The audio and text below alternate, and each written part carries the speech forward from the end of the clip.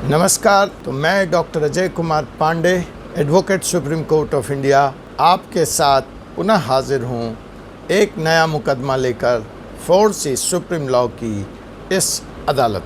पिछले दिनों आपने पढ़ा होगा, सुना होगा, हमारे वेबसाइट पे भी ये आर्टिकल मैंने शेयर की थी, व्हाट्सएप ग्रुप में भी ये आर्टिकल शेयर की थी कि कैसे एक पत्नी ने जो मात्र एक दिन अपने पति के साथ शादी के बाद रही, अपने पति के ऊपर रेप, बलात्कार का मुकदमा लिखवा दिया। ससुराल पक्ष के अन्य लोगों को भी उसने इस मुकदमे में अभियुक्त बनाया। ये अलग बात है कि अदालत है, यह सब जानती है, फैसला पति और उसके परिवार वालों के पक्ष में आया और हाई कोर्ट के माननीय न्यायाधीश ने इस केस को यह कहते हुए खारिज कर दिया कि यह कानून के दुरुपयोग का सबसे बुरा और घिनौना उदाहरण हो सकता है।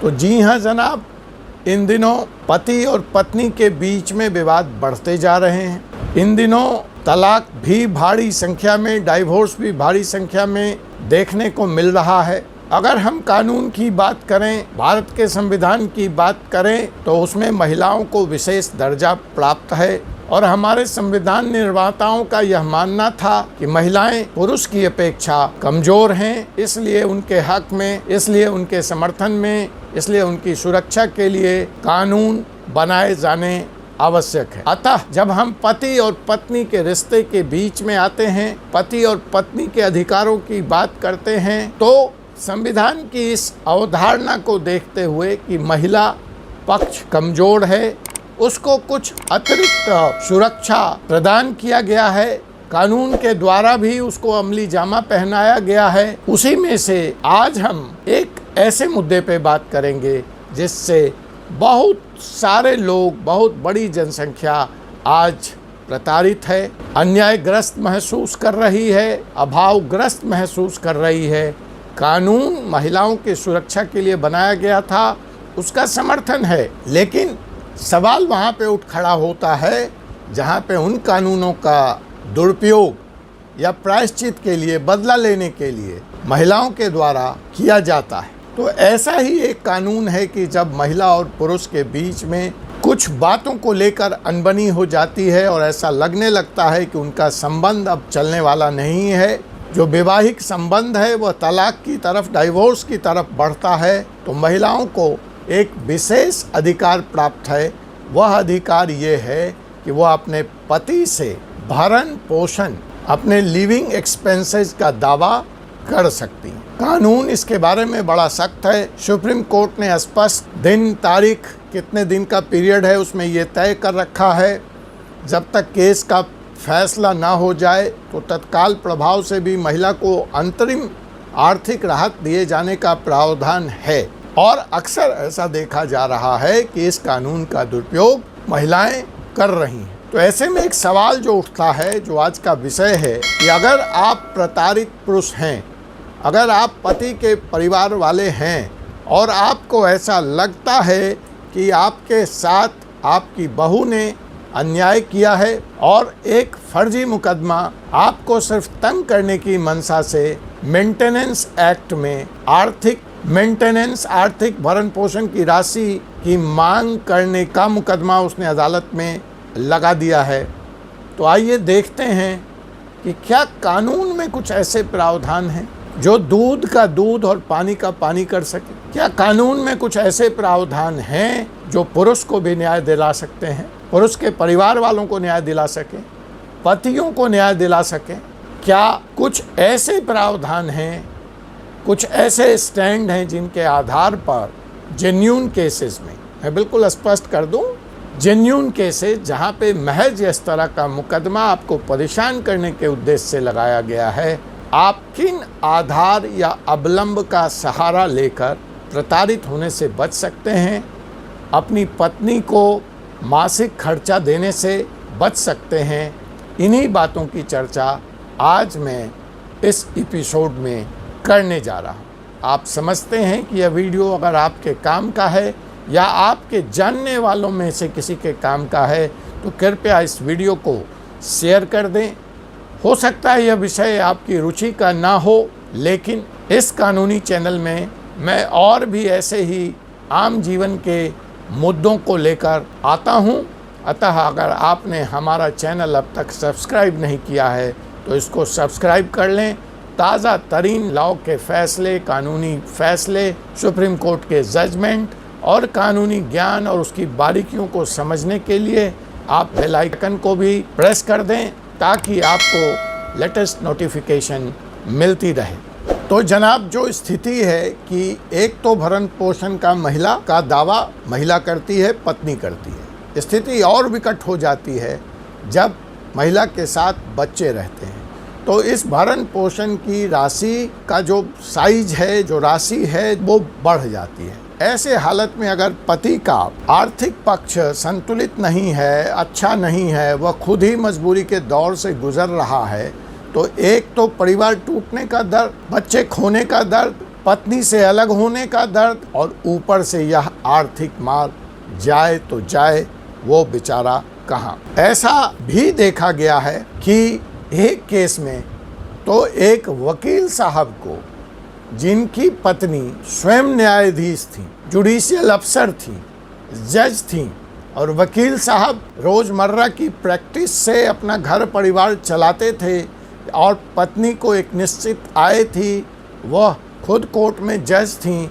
ऐसे हालात में भी कोर्ट ने पति को, अपनी जज पत्नी को आर्थिक भरण पोषण की राशि देने का आदेश दिया। तो स्थितियां इतनी विकट हैं। एक दिन की शादी में बलात्कार का मुकदमा, जज पत्नी को भी आर्थिक भरण पोषण देने के कोर्ट का ऑर्डर। देखिए, न्यायालय इसमें कहीं से भी दोषी नहीं है। न्यायालय के पास जो फैक्ट्स आएंगे और जो कानून कहता है उसी के तहत उसके हाथ बंधे हैं और उसने फैसला देना है। तो अब सवाल ये उठता है कि अगर आपकी पत्नी ने या आपके जानने वाले ने आपके खिलाफ धारा 125 CRPC के तहत और धारा 25 हिंदू मेंटेनेंस एक्ट के तहत मुकदमा भरण पोषण का फाइल किया है, तो आखिर आप इससे किस तरह बच सकते हैं। देखिए, जो पहले मैं बचने की तरकीबों के बारे में बात करूं, उसके पहले आइए थोड़ा सा कानून को समझते हैं।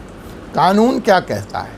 CRPC की धारा 125 की उपधारा 4 के अनुसार, CRPC 125 सब सेक्शन 4 के अनुसार जो पहला ट्रिक हो सकता है वह यह है कि अगर आप कोर्ट में यह प्रमाणित करने में सफल हो जाते हैं कि जिस व्यक्ति ने, जिस स्त्री ने आपसे मेंटेनेंस मांगा है वह एडल्ट्री, व्यभिचार में संलिप्त रही है, तो कोर्ट आपको इस मेंटेनेंस की जिम्मेवारी से मुक्त कर सकता है। धारा 125 उपधारा 4 के तहत अगर यह साबित हो जाए कि भरण पोषण का मुकदमा करने वाली महिला ने किसी तरह के व्यभिचार में शामिल रही है, एडल्ट्री का केस उसके खिलाफ अगर प्रूफ हो जाए, तो अदालत यहाँ तक जा सकती है कि उसकी आर्थिक स्थिति चाहे जो कुछ भी हो, वो जितनी विपन्न हो, वो जितनी दुखियारी हो, जितनी गरीब हो, वह भी अकाउंट फॉर नहीं होगा। अदालत उसको मद्देनज़र नहीं रखेगी और भरण पोषण का यह मुकदमा उसके खिलाफ डिसाइड होगा, अर्थात पति इसके लिए बाध्य नहीं किया जा सकता है। दूसरा जो ग्राउंड बनता है, जब आपको भरण पोषण के मुकदमा देने से आप बच सकते हैं, वह यह है कि पत्नी ने अगर दूसरी शादी कर ली, भरण पोषण का यह मुकदमा उसने दायर किया और डाइवोर्स वो आपसे ले चुकी है, उसका डाइवोर्स हो चुका है। देखिए, डाइवोर्स के बाद भी भरण पोषण का उसका अधिकार बनता है, यह बात आप ध्यान रखिएगा। अनलेस एंड अनटिल आपने one time settlement, one time alimony दे करके उससे अपने तलाक के, अपने डाइवोर्स के पेपर में फुल एंड फाइनल सेटलमेंट नहीं लिखवाया है, तो तलाक के बाद भी भरण पोषण का दायित्व आपका बनता है। लेकिन यह दायित्व उस वक्त समाप्त हो जाता है अगर आपकी पूर्व पत्नी, आपकी तलाकशुदा पत्नी, आपकी डाइवोर्स वाइफ ने दूसरी शादी कर ली हो। दूसरी शादी करने के बाद उसका यह राइट खत्म हो जाता है। तीसरा जो स्टैंड है जो आपकी मदद कर सकता है इस मुकदमे में, जहां आप अपनी पत्नी को भरण पोषण की रकम देने के लिए बाध्य नहीं किए जा सकते, वह यह है कि अगर आप अदालत में यह प्रमाणित कर दें कि यह जो आपकी पत्नी है जिसने यह मुकदमा दायर किया है वह जानबूझकर आपसे अलग रह रही है, आपका परित्याग कर रही है, आप उसके अपनी भूमिका निभाने को, अपनी जिम्मेवारी बहन करने को, अपने दायित्व का बहन करने को तैयार हैं, लेकिन यह स्त्री अपने जिद के कारण अपने मन से बिना किसी सॉलिड रीजन के, बिना किसी ठोस कारण के और शर्त लगाकर आपसे अलग रह रही है और या रहने से इनकार कर रही है, तो इस स्थिति में भी कोर्ट आपको भरण पोषण की रकम देने के लिए बाध्य नहीं कर सकता है। जैसा कि मैंने पूर्व में कहा, मैं इसको और स्पष्ट कर दूं, या पति पत्नी आपसी समझौते के तहत आपसी सहमति से एक दूसरे से अलग हो चुके हैं, तो उस हालत में भी भरण पोषण की राशि का भुगतान करने के लिए पति बाध्य नहीं है। लेकिन यह तभी संभव है जब दो पार्टियों के बीच में पारस्परिक रूप से एक मुश्त राशि के लिए सहमति बन गई हो या इसको माफ कर दिए जाने की सहमति बन गई हो। अब ये तो हो गई कानून की बात। अब आप कहेंगे कि वकील साहब, ऐसा अक्सर देखा गया है कि कानून ज़्यादातर बात, जैसा कि आपने भी बताया कि कैसे एक जज पत्नी को पुरुष वकील के द्वारा भरण पोषण की राशि चुकाने का आदेश अदालत ने दिया, ग्राउंड आपने बता दिया। क्या आप कुछ केस लॉ के माध्यम से, कुछ केस का उदाहरण देकर यह स्पष्ट करेंगे कि इन मामलों में पतियों को भी न्याय मिला है, पतियों के पक्ष में भी फैसला आया है? जी हाँ जनाब, इस एपिसोड में विस्तार से हर केस की चर्चा करना तो संभव नहीं है। अगर आपका इंटरेस्ट है तो आप मुझसे संपर्क करें, मैं आपको वह केस लॉ उपलब्ध करा दूंगा। लेकिन फ़िलहाल आइए हम देखते हैं कि ऐसे कितने इम्पॉर्टेंट जजमेंट आए, ऐसे कितने लैंडमार्क जजमेंट आए जहां पतियों के पक्ष में फैसला आया और उन्हें भरण पोषण का मुकदमा नहीं देने का आदेश कोर्ट ने दिया। जो इस मामले में एक बड़ा चर्चित केस रहा उसका नाम है शिव कुमार यादव वर्सेस श्रीमती संतोष यादव, 2004 का यह मुकदमा है। दूसरा प्रसिद्ध मुकदमा है ललित मोहन वर्सेस तृप्ति देवी, 1988। तीसरा मुकदमा है श्रीमती कंचन वर्सेस कमलेंद्र, 1992। चौथा मुकदमा है यशपाल सिंह ठाकुर वर्सेस श्रीमती अंजना राजपूत, 2001।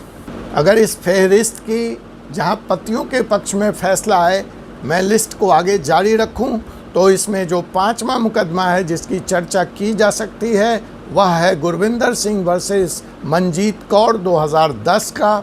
जो छठा मुकदमा है वह है आलोक कुमार जैन वर्सेस पूर्णिमा जैन का, 2007 का। आठवां मुकदमा है रानी सेती वर्सेस सुनील सेती, 2011 का। और भी कई महत्वपूर्ण मुकदमे हैं, निवायु versus MB Shri Prasad MK, 2017 का।